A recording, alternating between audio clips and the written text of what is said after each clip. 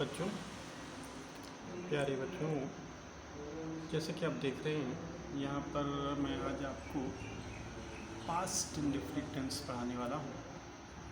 Past indefinite tense की जो पहचान होती है वो यहाँ पर मैंने लिखा हुआ है। देखिए यहाँ पर लिखा हुआ है ता था, ती थी, ते थे, आ, ई, ए आज शब्द इसके अंत में आते हैं।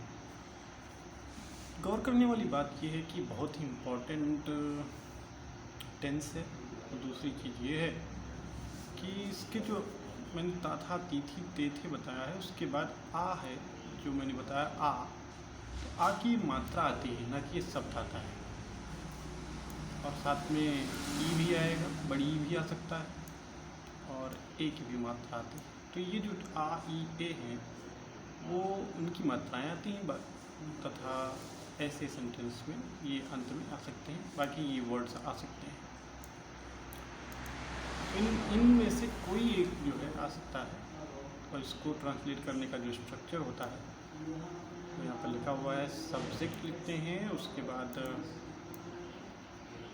मेन वर्ब की सेकेंड फॉर्म का प्रयोग करते हैं, ये ध्यान रखें, और ऑब्जेक्ट का प्रयोग करते हैं उसके बाद।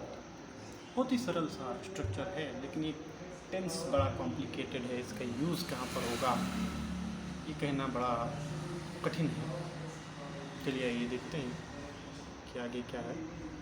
इसका रूल, जैसे कि मैं यहाँ पर आप देख सकते हैं, इसका रूल पहला नंबर 1 जो रूल लिखा हुआ है आपके सामने रूल आ रहा है। देखिए पहला रूल लिखा हुआ है कि हिंदी वाक्यों की अंग्रेजी बनाते समय वर्ब की या मेन वर्ब की सेकेंड फॉर्म का प्रयोग करते हैं। जैसा कि मैंने आपको स्ट्रक्चर में भी बताया, लेकिन ऊपर लिखा हुआ है यहाँ पर मेन वर्ब की सेकेंड फॉर्म लगती है। उसके बाद आपको मैं बता रहा हूँ इसका यूज़ जो है। देखिए इस टेंस का यूज, जैसे कि मैंने पहले भी बताया था कि इंडेफिनिट का यूज आदत को व्यक्त करने में किया जाता है, लेकिन यहाँ पर इसका यूज भी ऐसे ही करते हैं, पास्ट की घटनाओं को या भूतकाल की घटनाओं या आदतों को व्यक्त करने के लिए किया जाता है। तथा एक चीज़ और ध्यान रखना पड़ता है कि इसमें तुरंत घटित हुई घटनाओं के बारे में बताया जाता है।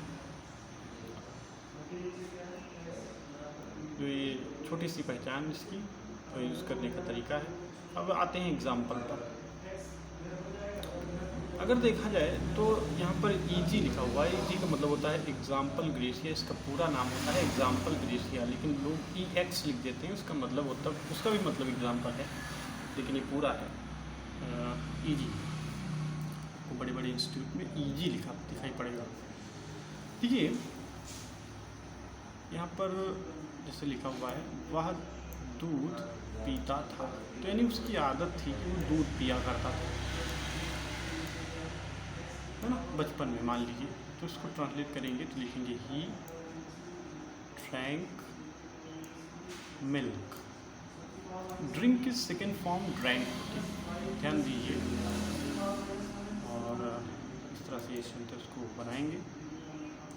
फिर अगला सेंटेंस लिखा हुआ है वह सड़क पर टहलती थी। तो अब वो सुबह टहलती थी, पिछली बार में हमने प्रेजेंट में बताया था, लेकिन यहाँ पर वह सड़क पर टहलती थी, तो वह की इंग्लिश होगा सी। टहलने की इंग्लिश वॉक होती है, जैसा कि आप जानते हैं। उसकी सेकेंड फॉर्म वॉक्ड। और एवरीडे यहाँ पर लिखा हुआ है, यहाँ पर एवरीडे नहीं होगा, यहाँ होगा ऑन द रोड। तो यानी कि वो सड़क पर टहलती थी। तो इस तरह से ये आपका वाक्य बन जाएगा और आपको इसको देख सकते हैं, समझ सकते हैं। और एक बार फिर से देखिए बहुत सा एडिट करना पड़ता है, तो उसमें समस्या ये हो जाती है कि कभी कभी छूट जाता है कुछ। जैसे कि अगला सेंटेंस आपका है तो उसके लिए क्षमा कर दिया करें। जैसे कि अगला सेंटेंस आपका है हम बचपन में क्रिकेट खेलते थे, तो ये आदत थी, बचपन की आदत बता रहे हैं। तो हम की इंग्लिश होती है वी प्लेड प्ले खेलने की फर्स्ट फॉर्म होती है, सेकेंड फॉर्म प्लेड होती है। और क्या खेलते थे, अब देखिए सबसे पहले हम लिखते हैं सब्जेक्ट, फिर लिखते हैं वर्ब और उसके बाद लिखेंगे ऑब्जेक्ट। ऑब्जेक्ट को हमेशा ध्यान रखें कि सबसे पहले हम ऑब्जेक्ट को जो लिखते हैं वो सबसे बाद में लिखते हैं। तो लिखेंगे इन, कब खेलते थे, बचपन में। तो लिखेंगे बचपन में की इंग्लिश होगी इन चाइल्डहुड, है ना। और क्रिकेट की इंग्लिश क्रिकेट। देखिए ऑब्जेक्ट को हमेशा मैं बताना चाहूँगा आपको एक चीज़ बताने वाला था कि ऑब्जेक्ट को हमेशा पीछे से लिखते हैं। तो पहले पीछे देखिए लिखा हुआ है क्रिकेट, मोस्टली इस चीज़ का यूज़ होता है, कभी कभी हो जाता है बहुत, लेकिन पहले क्रिकेट लिखा, उसके बाद में, और उसके बाद बचपन। अब उसके बाद अगला सेंटेंस है मेरे दोस्त खेलने गए। ठीक है, तो इसको अब जब ट्रांसलेट करेंगे तो जैसे इसमें कह रहा है कि मेरे दोस्त खेलने गए, तो अब इसमें लिखेंगे माई फ्रेंड्स, सब्जेक्ट है इसका, मेरे दोस्त। अब उसके बाद वर्ब लिखेंगे खेलने गए, my friends went to play. खेलने और गए दोनों वर्ब हैं, खेलना और जाना। देखिए मेन वर्ब क्या है, कौन सा काम पहले उन्होंने किया, गए, तो वेंट। और जब दो वर्ब होती हैं तो क्या करते हैं कि उस दूसरी वर्ब से पहले टू लगा देते हैं। टू यहाँ पर लगा हुआ है, उसके बाद सेकेंड वर्ब लिखी हुई है। अगला देखते हैं मैंने खाना खाया। तो मैंने की इंग्लिश यहाँ पर होगी आई, सब्जेक्ट है, खाया यहाँ पर वर्ब है, तो ईट की सेकेंड फॉर्म होती है एट। यहाँ पर लिखा हुआ है खाया, क्या खाना, खाना खाया, तो खाना की इंग्लिश होती है फूड, आई एट फूड। उसके बाद लिखा हुआ है तुमने किताब पढ़ी।